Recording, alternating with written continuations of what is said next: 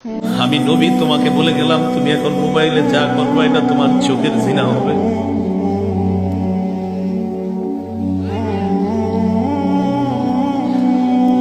অনেক মানুষ প্রতিদিন এই গুনাহে লিপ্ত হয়, চোখের জিনা করে। একটা নারী পুরুষের বৈধ সম্পর্কের সূচনা হবে বিয়ের মাধ্যমে।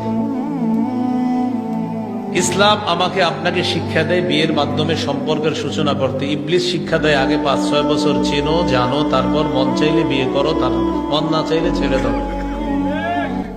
এটা ইবলিসের শিক্ষা। সহিহ বুখারীর বর্ণনা 5063 নম্বর হাদিস।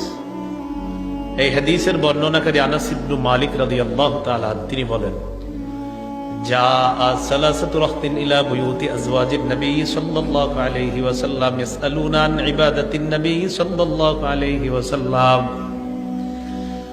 তিন ব্যক্তি আল্লাহ রাসূল সাল্লাল্লাহু আলাইহি সাল্লামের বিবিদের ঘরের সামনে আসছেন নবীজির ঘরের ইবাদতের ব্যাপারে জানার জন্য। তো প্রশ্ন করছে নবীজি ঘরে কি করে। ফালাম্মা উখবিরু কান্নাহুম তাকাল্লুহা, যখন তাদেরকে জানানো হলো নবীজির ঘরের ইবাদতের ব্যাপারে, বিভিন্ন বর্ণনা দ্বারা সহিহ বুখারীর বর্ণনা সহ অনেক বর্ণনা দ্বারা জানা যায় নবীজি নিজের জুতা মুবারক জামা মুবারক নিজেই সেলাই করতেন, ঘরের কাজে সহযোগিতা করতেন, বিবিদের কাজে সহযোগিতা করতেন। তো যখন জানানো হলো নবীজি ঘরে এই করে, কান্নাহুম তাকাল্লুহা, ওই তিনজনের কাছে নবীজির ঘরের ইবাদত কম মনে হলো, তারা নবীর ঘরের ইবাদতটা কম মনে করলো, আর একটু কমিয়ে দেন আওয়াজটা।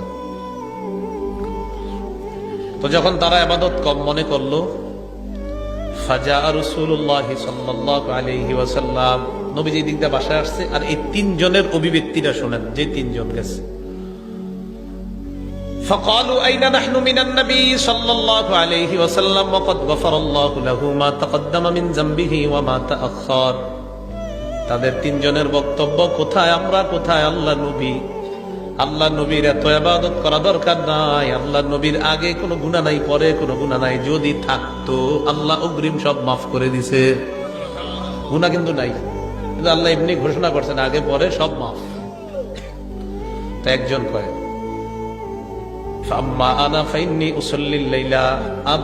একজন কয় আমি সারা রাত নামাজ পড়বো, আমি ঘুমাবো না। ওনার মতে সারা রাত নামাজ পড়ার মানি হলো বড় ইবাদত গুজার।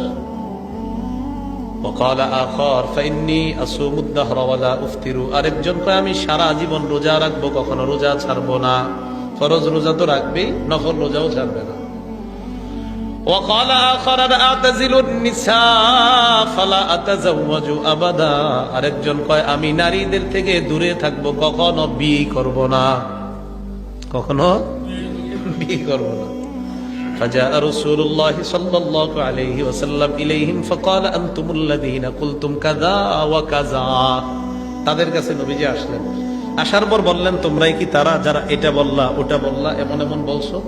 শোনো নবীজি ভূমিকাটা কি নিতেছে দেখেন, শোনো তোমরা, আমা ওয়াল্লাহি ইন্নী লাআখশাকুম লিল্লাহ ওয়া আতকাকুম লা, আল্লাহর কসম এই পৃথিবীতে মানুষের মাঝে সবচাইতে আল্লাহকে আমি বেশি ভয় করি।